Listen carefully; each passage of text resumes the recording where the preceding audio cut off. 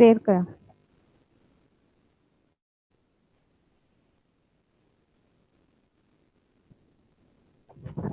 Welcome students to our physics paper 2 lecture, that is magnetic materials, that is the 11th chapter.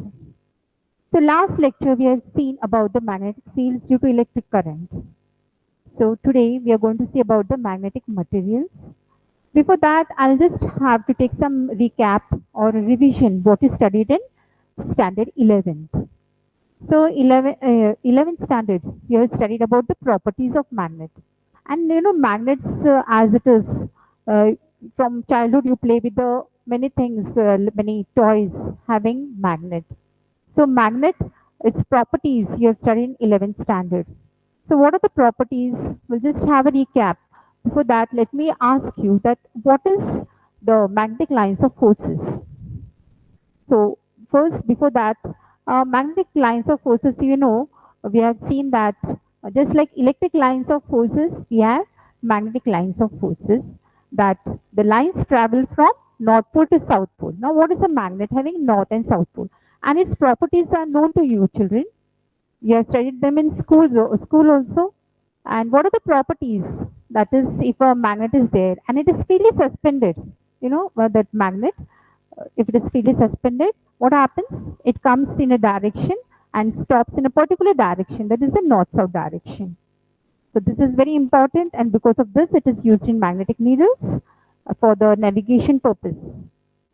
Then we also know that when you take a magnet and take the iron filings and you place the magnet on it, what happens is that the filings, iron filings, they just stuck up to the North Pole and South Pole. So this is that is the we see that the magnetic field is stronger at the ends.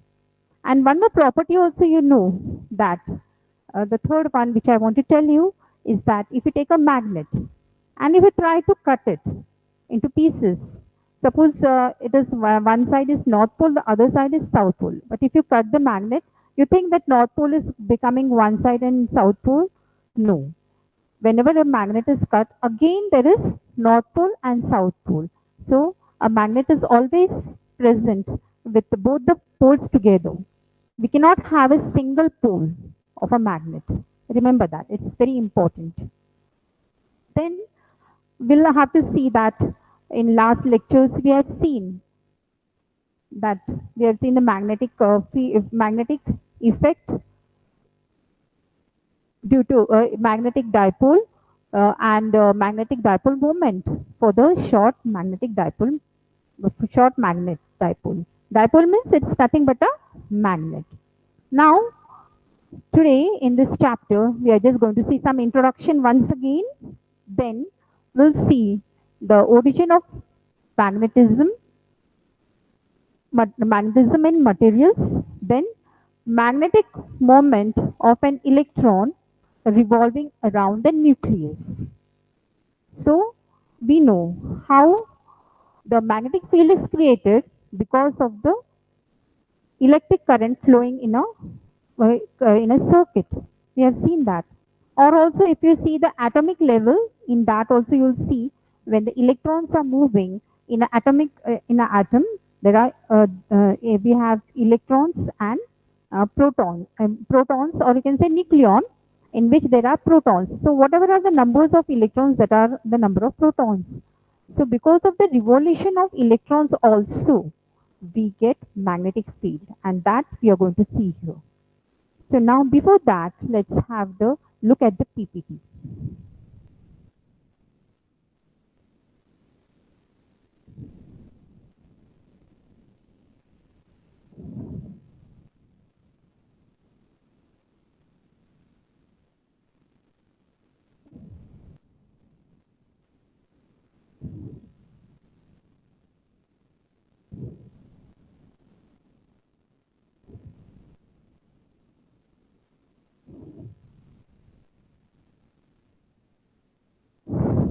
Magnetic materials.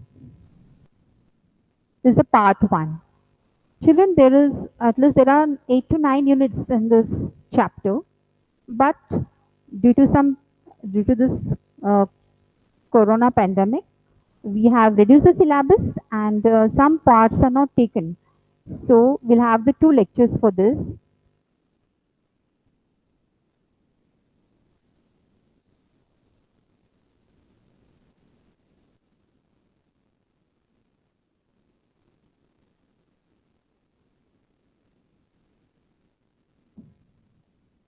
So I told you what are the magnetic lines of forces. So if you can see that this is a magnet, this is north-south poles of a magnet, and the lines, you know the properties of magnetic lines of forces. That is, the lines they start from north pole and end on south pole. Start on north pole, end on south pole. And also, they are just like the electric lines of forces, and they are widespread near at the center and at the poles. They are crowded. So it is the magnetism is stronger at the poles. Then we have seen why magnetic monopoles do not exist. Now, why? I told you that magnetic monopoles does not exist. Why? Because if you consider the atomic level of a magnet, if you take a smaller part, or you can say that building block of an substance that is an atom, in atom there are electrons and protons. So they are positive, negative charges. And we know because of the circulation of the electrons, we have magnetic field. But if we cut that, so we cannot have the two poles, two separate poles. But always they are the monopoles exist because the electrons cannot be separated from the atom, because electron and proton cannot be separated. So hence we always have north pole and south pole together. At whatever level, till the atomic level also if you cut, you'll have north pole and south pole. You'll not have a monopole, that is separate north pole or separate south pole. Now, next part which we are going to see is which materials are used in making magnetic compass needle. So we know that ferromagnetic substances, there are 3 types of materials. Actually, we are going to study in this chapter, but due to some problems, we are not going to see that the diamagnetism, ferromagnetism, and the properties of paramagnetism. So going we are just going to see in short this brief. In brief, we are going to see this chapter. Now, the material which is used for the magnetic compass is ferromagnetic.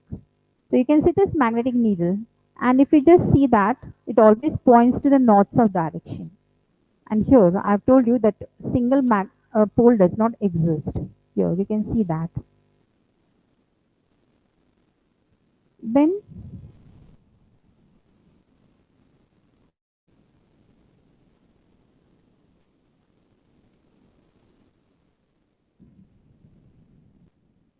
the last lectures we have studied about the magnetic dipole and dipole moment due to a short bar magnet. Also, we have studied about the magnetic field due to a short bar magnet at any point in its vicinity. That is, once along the axis and once along the equator. Then, when a small bar magnet is suspended freely, it remains along the geographical north-south direction. Remember, it's very important that whenever you take a magnet, it is always showing north and south direction, because our earth also is a magnet. And so the geographical north is the south of our earth's magnetic field. And then next part which we are going to see, but in brief I'll just discuss about it because we don't have 11.2 in our syllabus.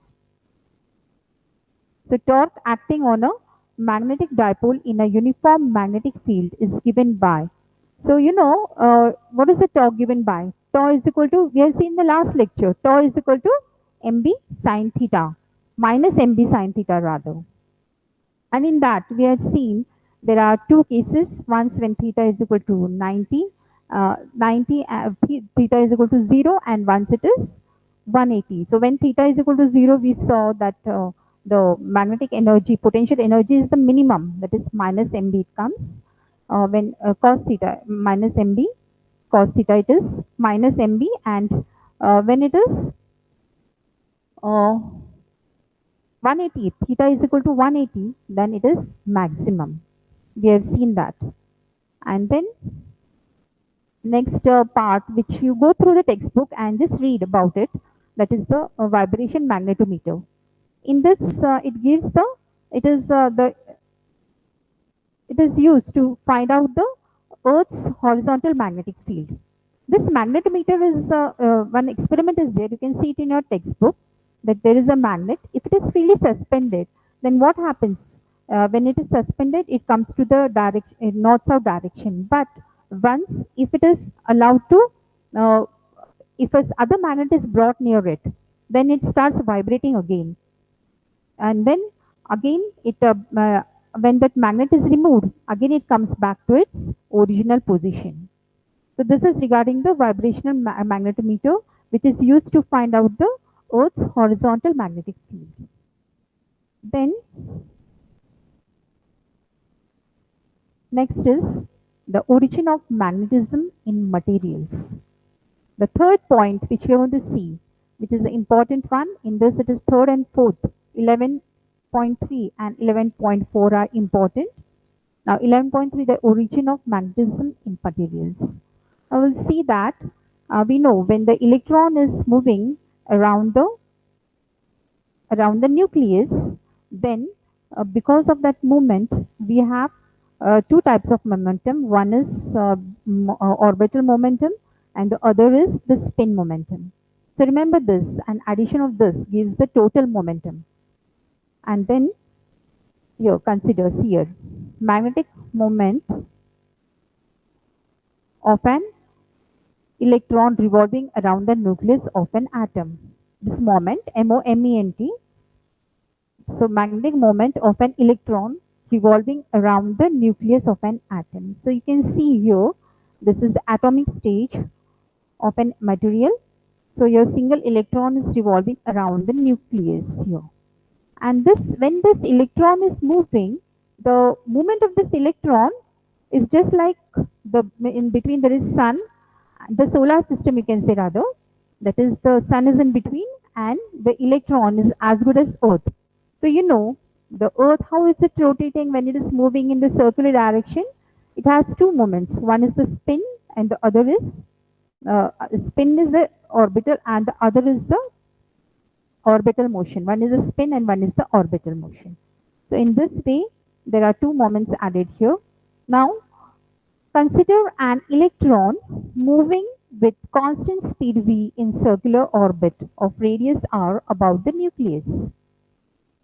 The speed is v, and if the electron travels the distance of 2 pi r in time t, capital T, that is a period, then its orbital speed is equal to v is equal to 2 pi r upon t. So this is the velocity. So this is the distance, circumference. You know, it is moving in the circular direction. So you have that distance as circumference as 2 pi r upon t. Then thus the current I associated with this orbiting electron of charge E is I is equal to. So you know what is the current? Current is nothing but the rate of flow of charge. Now what is charge? Charge Q is as good as E. So I is equal to E upon T. Now what is T? T, as you know it, is 2 pi upon omega, and omega is equal to V upon R. This is your study in paper 1. Then we'll just write for this I as I equal to E omega. So for you're going to substitute for T from here. So for T, I is equal to E 2 pi upon omega. So like this. And for omega, you're going to write what? P upon R. Here we are going to find out very important ratio, that is the gyromagnetic ratio. Now, the orbital magnetic moment associated with orbital current loop is m orbital. So we are going to see for the orbital motion only. So m, because m orbital is equal to IA. This is known to us, the magnetic moment, I into A. Now for I, you're going to substitute this value, EV upon 2 pi r. So EV upon 2 pi r, and what is the area of a circle? Into pi r square. So once you just substitute that equation here, cancel this pi, and we have this value 1 upon 2 EVR. Now L equal to, we know the angular moment, the linear momentum L is equal to MEVR. Okay, so MV into R. So that we'll just substitute that value here. Now M orbital, so it is equal to ME. What you have done is you're going to, this is MEVR. So in this equation, 1/2 E. So as if you're multiplying and dividing by ME. You're multiplying and dividing by ME. So once you divide that by ME, we have this equation E upon 2ME into L. So see here. So you just make the modification in this equation. So L is what? ME VR upon 2ME. Now vectorially this becomes, now this was just the magnitude. Now we have vectorially, you'll write for this 2ME. For this you'll write, substitute L, capital L. So this is the equation. Now this is what M orbital, that is the orbital momentum, and L is the angular momentum, you can say, or you can say, yeah, it is angular momentum. So that is equal to minus E upon 2ME into L vector, because we are taking the direction, and so we have taken here negative sign. Now E upon 2ME is nothing but called the gyromagnetic ratio. Remember, this is called as gyromagnetic ratio. It's a very important equation, E upon 2ME. So children, learn by heart this derivation. Sometimes this derivation is asked for 4 or 3 marks. For an electron revolving in a circular orbit, the angular momentum is integral n multiple of h upon 2 pi. So this we have seen in Bohr's theory, that the second, I think so, second one, it is second postulate, that is, for an electron revolving in a circular orbit, the angular momentum is integral n multiple of h upon 2 pi. So m orbital is equal to, so what we have to do is here in this equation,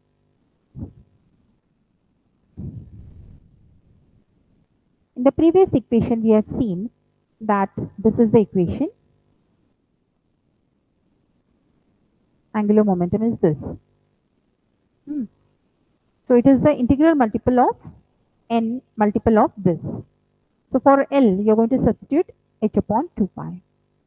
So this is the equation, En h upon 4 pi me. Now here, if n is equal to 1, for the first orbit, n is equal to 1. For the first orbit, n is equal to 1. So we have orbital momentum, that is equal to Eh upon 4 pi me. So this is the equation when n is equal to 1. Then this is the orbital moment. Then the quantity Eh upon 4 pi me is called Bohr magneton. So it's very important. This is called as the Bohr magneton. The value of Bohr magneton is 9.274 into 10 raised to minus 24 ampere per meter square. The magnetic moment of an atom is stated in terms of Bohr magnetons, that is Bm. The magnetic moment of an atom is stated in terms of Bohr magneton. So this is the value, which is a very important one, 9.274 into 10 raised to minus 24 ampere per meter square. Then The atoms with odd number of electrons in their outermost orbit will possess non-zero resultant magnetic moment. So remember, the atoms with odd number of electrons in their outermost orbit will possess non-zero resultant magnetic moment. The inner orbits are completely filled and hence they do not contribute to the total magnetic moment of the atom. So what contributes uh, for the total magnetic moment? The outer orbit, that is the odd one, which has odd number of electrons in the outermost orbit, they only contribute for the resultant magnetic moment.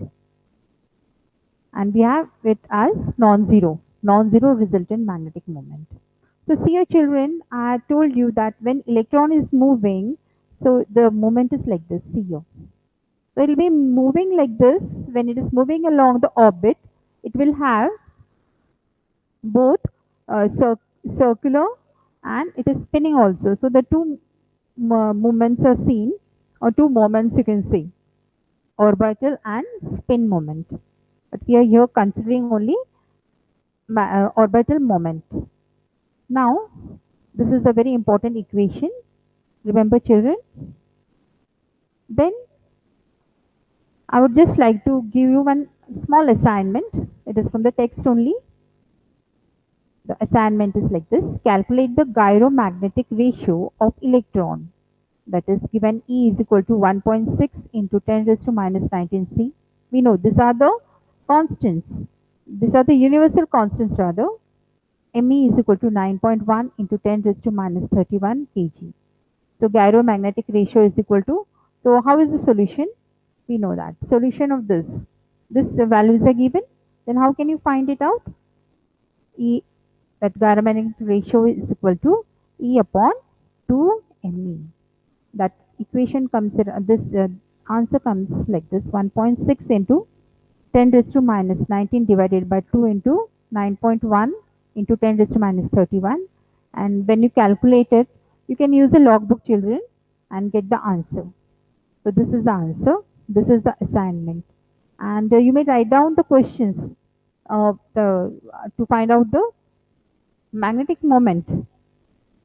So just go back and just see the origin of magnetism in materials.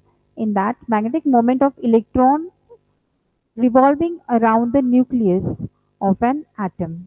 So this children, just you write the derivation, learn it by heart because sometimes it's asked and you should know it, and the problems also you'll be able to solve. You should know how to solve the problems also. So now this was about the magnetic materials. Also in this chapter, if you want to have more information, you go through the chapter, total chapter, because this for temporary this year you have less syllabus, so that 11.2, the torque due to the magnet and other parts that vibration magnetometer, these parts are excluded. They are not there in your syllabus for temporary for this year, but go through them and try to understand the concepts properly and clearly. We have seen that most of the things we have seen that in the last chapter, that is the magnetic field due to electric current. So go through it and try to understand, then only, and write the derivations continuously, then only you can understand that. And children, I think so now you have online exams also. So you are given two exams, two MCQ tests of physics, and now you'll have third one. So go on, study properly, go on the net, search and try to understand the concepts properly and clearly. Then only you'll understand physics. Physics is a subject where you have to not learn or mug up, but try to understand the concepts and then write it on a paper and get it and learn it by heart and see the formulas. Actually, physics is a subject where you can score full marks. This is the subject of physics, and we'll be telling you about practicals later on. We have practicals also, you know, theory is 70 marks and practicals 30 marks. So yet we have not started with the practicals, but we'll give you the information when your practicals and all will be there.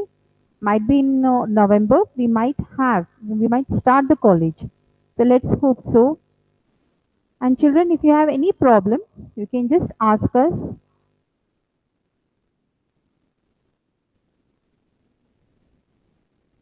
So this is for today, and next lecture we'll have it on Monday.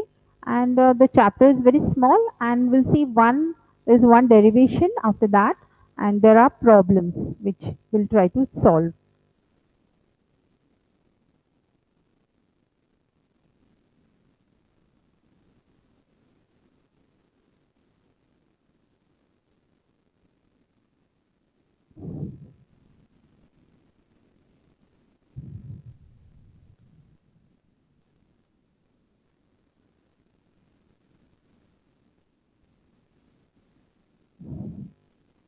So students, I hope you must have understood whatever is taken in today's chapter. But yet, children, you have textbook with you or you have PDF. You read it and try to understand the concepts. And if any problem is there, you can anytime ask us.